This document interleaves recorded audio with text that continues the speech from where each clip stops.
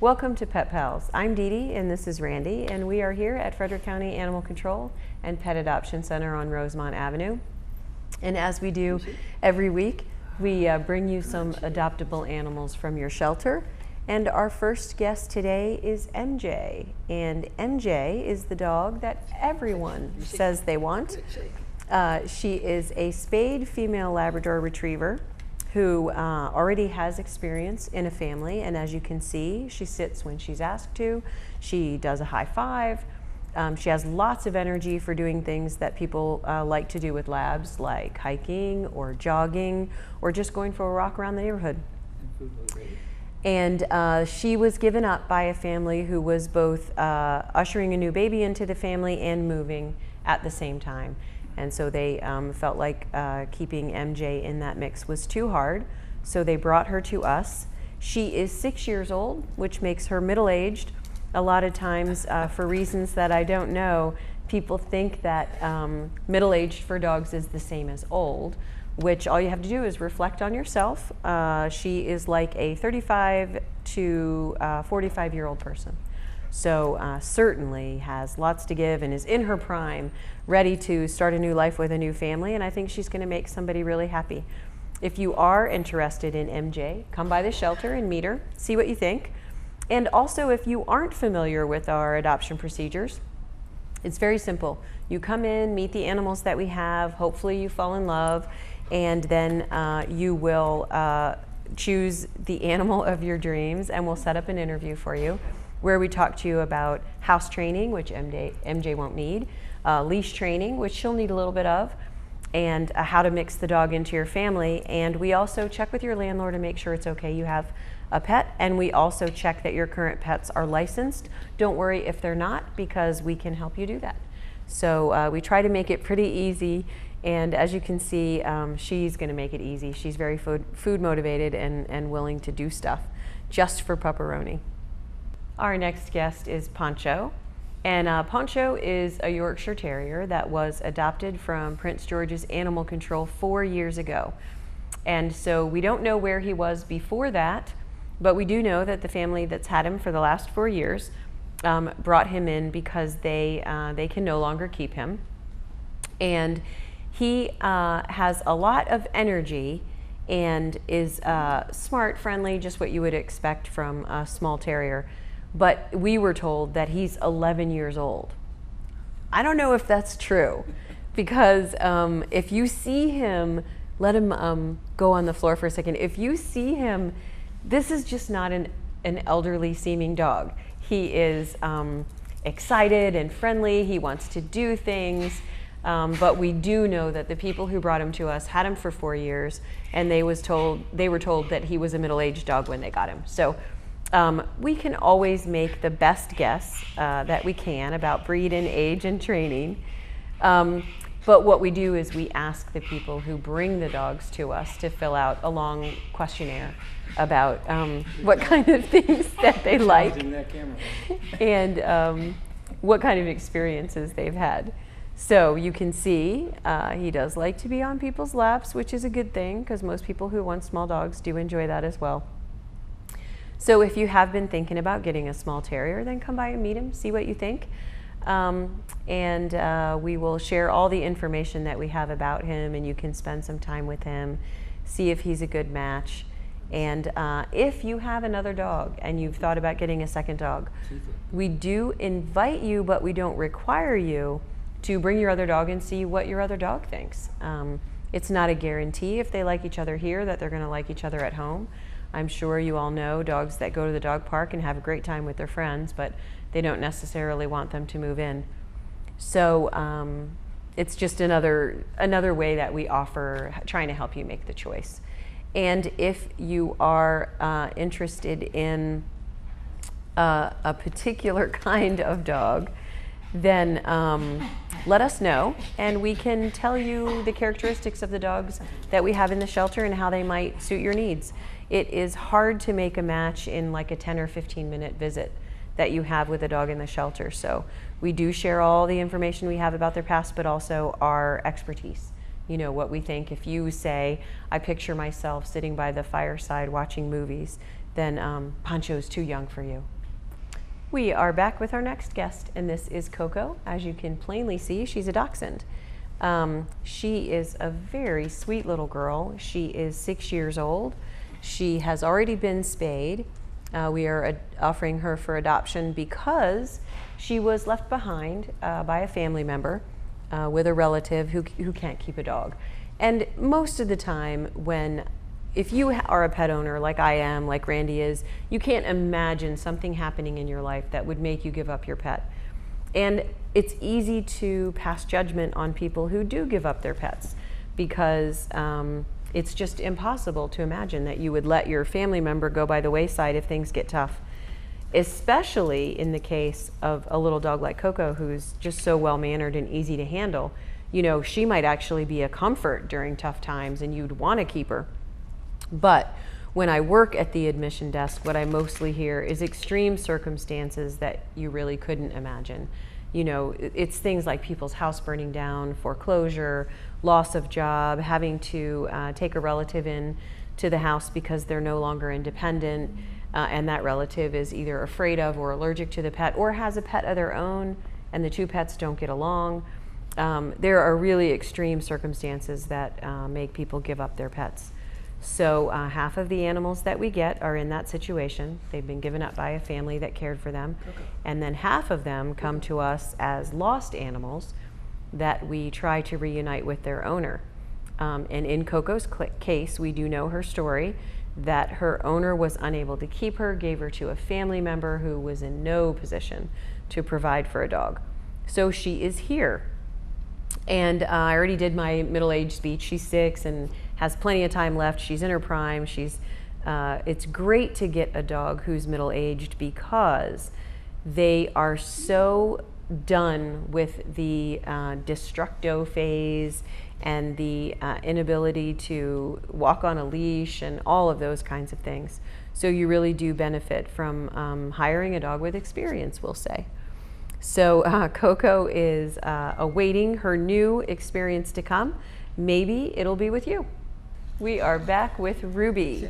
And Ruby is just a delightful, lovely little pit bull type of dog.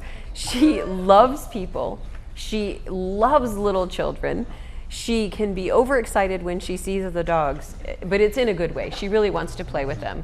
But the reason that Ruby is with us is she was in a foster home with Uniting to Save Animals. And in the foster home, they had a pug, and the pug bit her on the head. And the reason I find that story important is because the myth is that pit bulls are so dangerous to other dogs and that they're bad about dog fights and that they're aggressive with other dogs. And she's actually got the opposite problem. She wants to play with other dogs so much. She doesn't understand when they don't like her to do it. And so she got bitten by the pit bull and she had to, you know, get medicine and heal from that. So, and as you can see, she sits when you ask her to. She likes food, and she's just a cute little dog. And I think she's going to make somebody very happy. She is only 3. She's already spayed, and she makes a lot of pig noises, as you can hear. Yes. So she's just looking for a person that she can make into her own. If you are interested in an energetic little terrier, then, and this is just typical of terriers, same with the Yorkie that you just met, they have a lot of energy and they want a lot of exercise and they want to do a lot of stuff during the day. So if you want an active go-getter dog, then Ruby might be the girl for you. We are back with Onyx, and Onyx is a mixed breed terrier, obviously.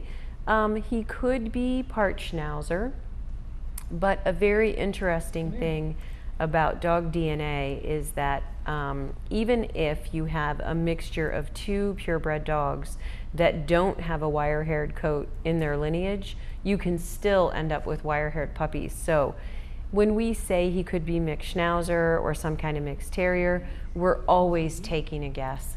There are Labradoodles that have a wiry coat, so there's no way for us to know for sure what his lineage is unless we find out from the person who brought him in.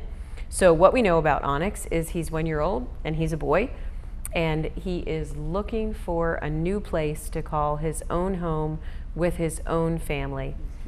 Now, he's very gentle, doesn't have issues with other dogs, walks well on a leash, so he has a lot going for him.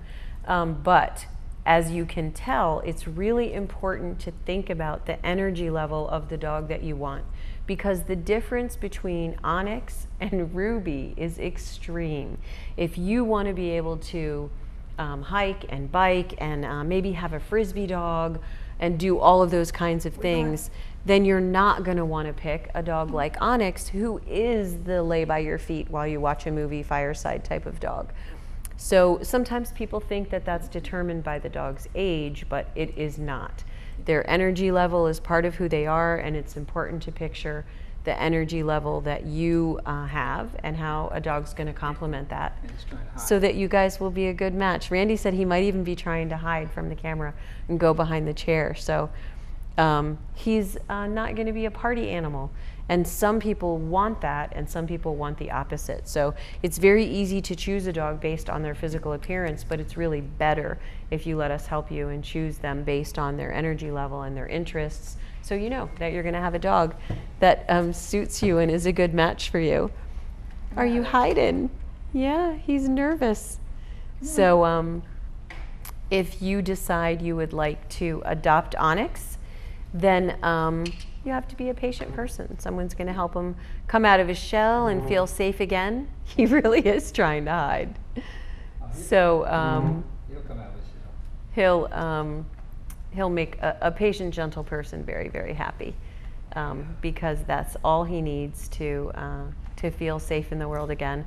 And sometimes people assume that a dog like this must have been hurt by people or maybe was afraid, but it's much more likely that dogs that are shy just didn't have any experiences, that he hasn't been to Home Depot with his family, that he hasn't been in a place where he's being filmed by a big camera, and he's a gentle dog who trusts people, so it wouldn't take very much to convince him that some of the weird things that happen in life are okay, even if they're a little strange. So we are going to take a short break, and then we're going to be back with some adoptable cats at Frederick County Animal Control and Pet Adoption Center. So I hope you come back and join us after that break.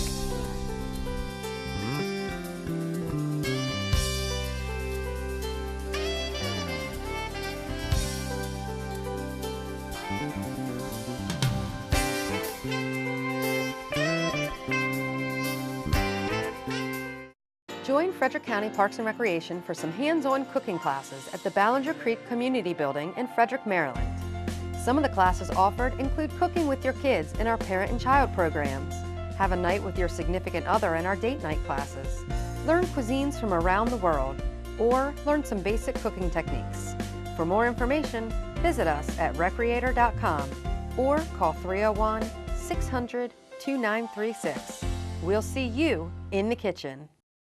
So, I got this new family, and I don't know what it is about this one, but she can't seem to put down that toy. Oh, and she even talks to it. Who's she talking to? Her mom? She talks to her mom a lot. Oh, man. If you're concerned that there is a party taking place where there's underage drinking or drugs being used, or that you've heard that a party is going to take place, there's a tip line that you can call 24 hours a day, 7 days a week. It's 301-600-1318.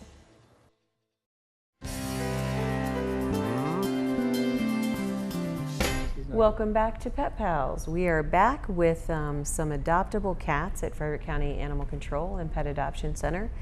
And our first cat guest is Jetson.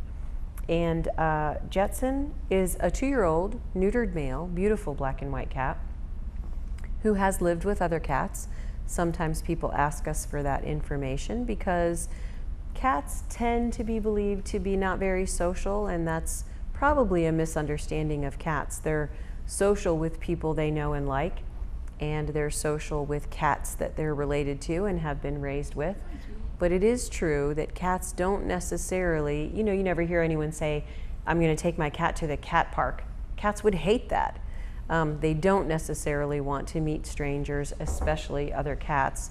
So people will ask us if they have a cat and are thinking of getting a second. Has he lived with other cats before? And yes, he has. Now, his owner gave him up to us because he meows too much.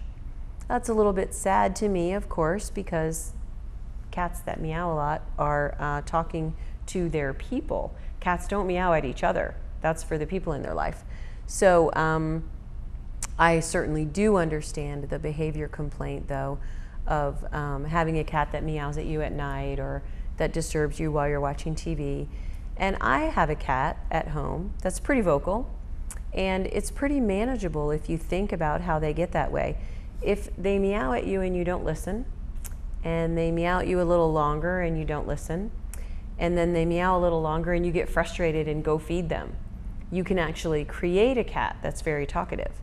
So what will be important for his future is for someone to either listen to him the first time or not reward his meowing at all in favor of rewarding some other behavior.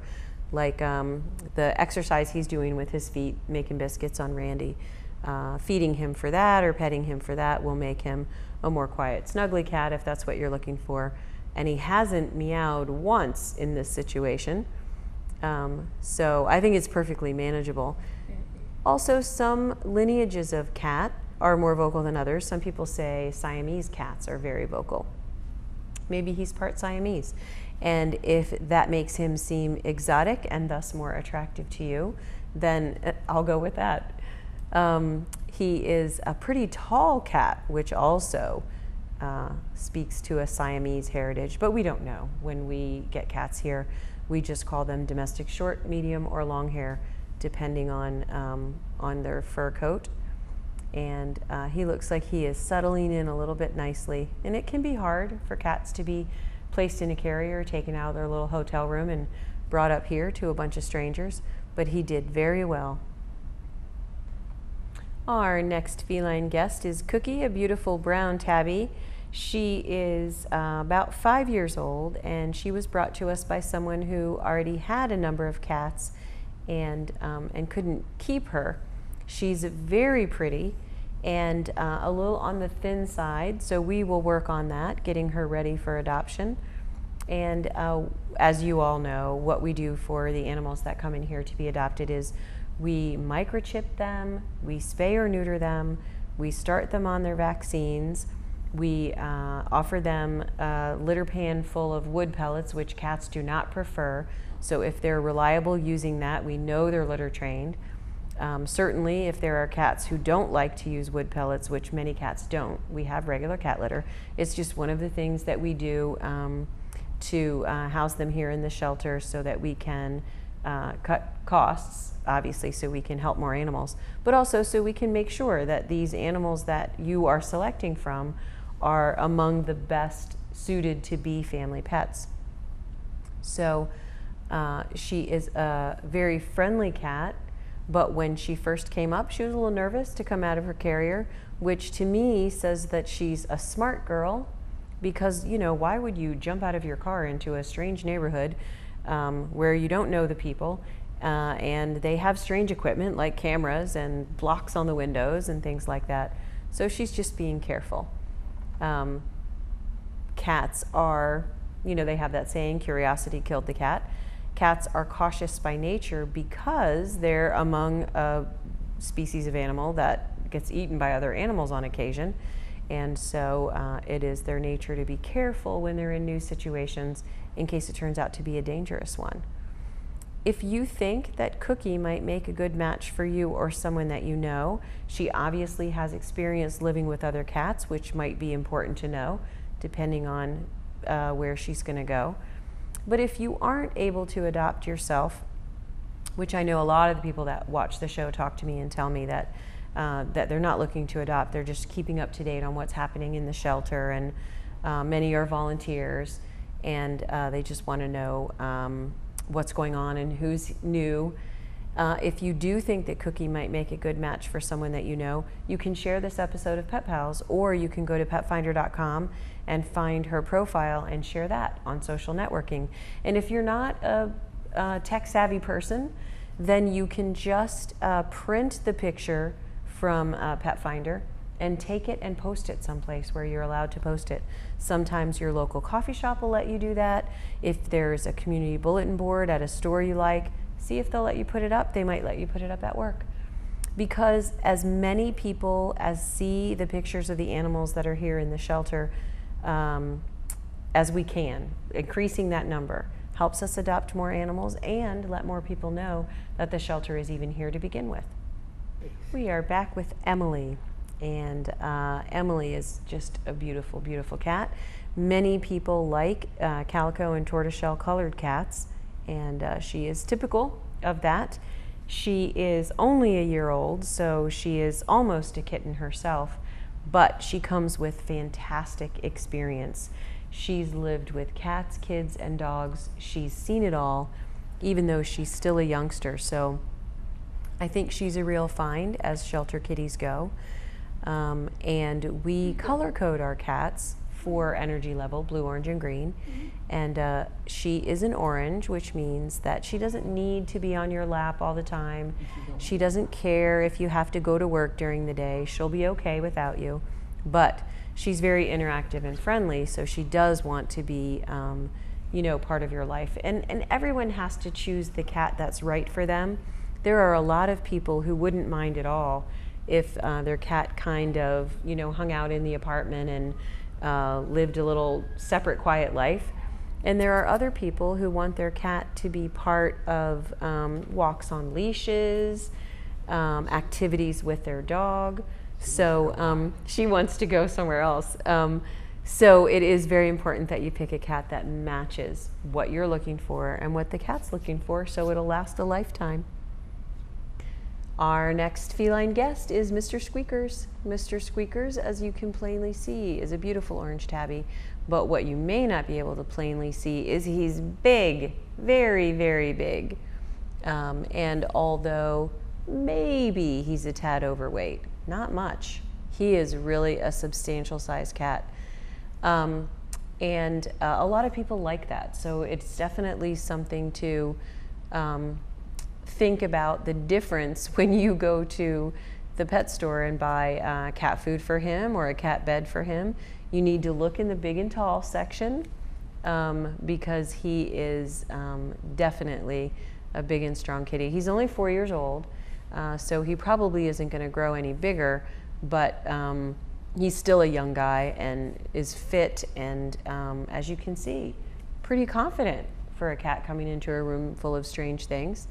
And also something to consider when you're looking for a cat for you or your family. If you think that Mr. Squeakers would make a good addition to your family, you should know that he has lived with other cats. That is important information when you are choosing to add cats to your house. And I would say one of the biggest complaints we get from people who have multiple cats, and by multiple cats I mean 3 or more, is litter box problems. And the reason for that is people don't know that a litter box is nothing short of a porta potty because it doesn't flush by itself. So if you're not cleaning it every day and you don't have multiple ones, then cats can sometimes protest that by refusing to use one. And we've all been in that situation where you're waiting in line and you check out the porta potty situation and you say, never mind, I can wait. That is exactly what happens to cats in multiple cat households with not enough litter boxes. So the rule of thumb is to have cats plus 1 boxes. So if you have 3 cats, you need at least 4 litter boxes. And sometimes people will say, well, there's no way I'm gonna have 4 litter boxes in my house. That's crazy. That's great, but then 3 cats is too many. So to accommodate what they need to be happy, healthy, wonderful companions, it is something to think about, because unlike dogs, cats do not have to live in a family to survive. They can take care of themselves, and they know it. So they only accept cat roommates that are pretty well matched to them. So because he has experience with other cats, that makes it just a little better, a little more likely that he could accept a new cat roommate. If you think that Mr. Squeakers is a good match for you or someone that you know, let us know. Come in and meet him. It's kitten time. Every year, between April and October, we admit more than 1,000 kittens. And a small amount of them do come from people who have taken in a cat who is unspayed and delivers them the gift of a litter of kittens. And they are great. They take care of them and get them all tame and then bring them to us when they are big enough to be adopted, and then they keep the mom. And we often refer people to or help them get the mom spayed so it doesn't happen again. And that is a great solution for neighborhood cats. But a large number of the cats that come to us come from people who have neighborhood problems, cats that are having kittens that don't belong to anyone. In surveys that are done, over 80% of cats that are pets are already spayed and neutered. So the kittens are not coming from pet cats. They're coming from the neighborhood cats, the unowned cats that haven't been fixed yet. So sometimes when these kittens come in, they're tiny and they're nervous because they haven't been around people a lot. So we have wonderful foster homes that take these moms and kittens, or kittens if they've already lost their mom, and raise them up in their household, litter training them and getting them used to handling. And so 2 little kittens are some of the first to come into the shelter big enough to be adopted, because in April when we start admitting the kittens, they're teeny tiny. So we can't adopt them out until we ensure that they're healthy and they're old enough for their shots and whatnot. But this little guy is all done with her foster program, and she is ready to be adopted, as is her sister.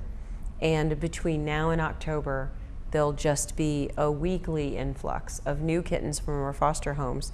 And we keep our foster families so busy. I always want to remind people, if it's something that you've thought about, let's say you don't want a cat right now, you don't want another pet right now, but you might want to consider fostering a litter of kittens for the summer. Linda, our kennel supervisor, will help you, and she has an orientation and then a training class and lots of support for you if it's the first time. And you may find that you really like it, have a knack for it, and then you'll be able to help us in the future get all of the kittens that come into the shelter through foster care and into their new adoptive homes. Little Bit does not have any applications right now. That means she definitely needs someone to come in and fall in love with her and take her home. We spay and neuter, we microchip, we vaccinate. So, and we give you a coupon for the rabies shot since she's too little to get that yet. So it's a great way to get a kitten, is to start with a shelter kitten, because we do so much in advance of you taking her home. But also fostering is an amazing way to have some fun, adorable kittens for a short time and then send them back to us when you're done with the fun part, and we will find them a future. So thanks for joining us on Pet Pals as every week. I hope you've seen some animals that interest you, or we've talked about something that interests you. And as always, you are free to email and call me with ideas or questions you have that I could answer on the show.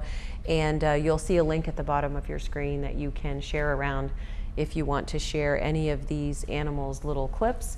And you can also, he's really good, isn't he? You can also check out our Facebook page, because Randy diligently snips the show into episodes for each animal and posts those on Pet Finder, and sometimes they're featured on the Facebook page if you want to see an individual animal's spot all by themselves. So we will see you next time on Pet Pals, and thank you for joining us.